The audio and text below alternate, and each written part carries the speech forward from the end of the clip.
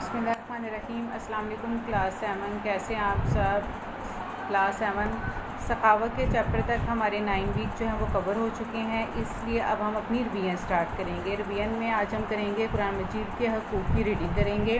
Page number 16 पे ये हमारा चैप्टर है, इसकी हम रीडिंग स्टार्ट करते हैं।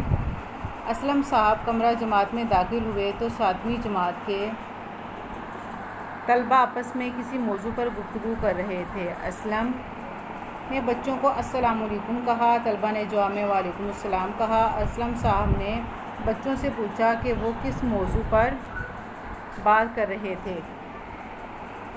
उसामा कहने लगा, जनाब हम मुसलमानों के मौजूदा हालात के बारे में बात कर रहे थे। इस वक्त दुनिया में मुसलमान बहुत बड़ी तादाद में हैं, लेकिन सबसे ज़्यादा मज़लूम कौम भी यही है। जब हम अखबार पढ़ते हैं या ख़बरें सुनते हैं तो ज़्यादातर ख़बरें मुसलमानों पर जुल्म व सितम के बारे में होती हैं। जनाब हम जानना चाहते हैं कि इस सूरत हाल का सबब क्या है।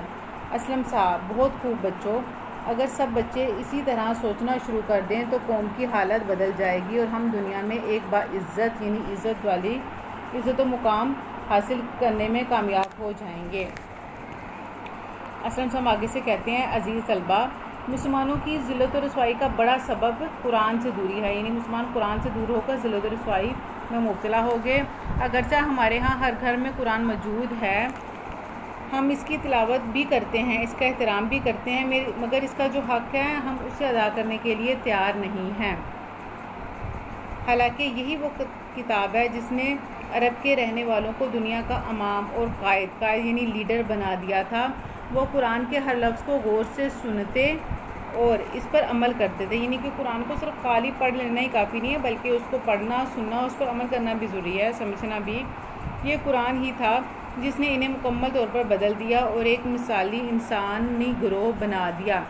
इस तरह कुरान को अपनी ज़िंदगी में शामिल कर लेने से भेड़ बकरियां चराने वाले, यानी जो अरब के लोग जो भेड़ बकरियां चराते थे और सहरा में रहने वाले इंसानियत के रहनुमा बन गए। जो भेड़ बकरियां चराने वाले थे और सहरा में रहने वाले थे वही इंसानियत के रहनुमा बन गए, यानी गाइड करने वाले। कासिम कहता है, जनाब क्या अब भी कुरान के ज़रिए से ये तब्दीली लाई जा सकती है? असलम साहब कहते हैं, क्यों नहीं, कुरान तो वही है जिसने सहाबा इकराम रज़ी अल्लाह ताला अन्हुम की ज़िंदगियों को बदला। अफसोस हमने इसकी तालीमात को बिल्कुल फरामोश कर दिया है, यानी भुला दिया है। हम इसे पढ़ते ज़रूर हैं मगर इस पर गौर व फिक्र नहीं करते और ना ही इससे हिदायत और रहनुमाई लेते हैं। यानी कि हम कुरान को पढ़ते हैं लेकिन जो कुरान में हमें हुक्म दिया गया है उस पर अमल नहीं करते। जब तक मुसलमानों ने कुरान को मजबूती से थामे रखा, इसी को हकीकी मायनों में अपना रहनुमा समझा, अपने अमल अखलाक व मामलात को कुरान के मुताबिक इस्तवार किया, यानी कुरान के मुताबिक उन्होंने इसको दुरुस्त किया, कुरान के मुताबिक अपनी ज़िंदगी को, अपने हर अमल को गुजारा, उस वक्त तक इनफरादी और इज्तिमाई, इनफरादी यानी अकेला एक फ़र्द, इज्तिमाई यानी जमा की सूरत में हर सतह पर वो सरबुलंद हुए। यानी कि जब तक मुसलमानों ने इस कुरान पर अमल करते रहे वो इनफरादी तौर पर और इज्तिमाई तौर पर हर जगह पर सरबुलंद रहे, यानी कि उन्हें तरक्की हासिल रही और वो गालिब रहे।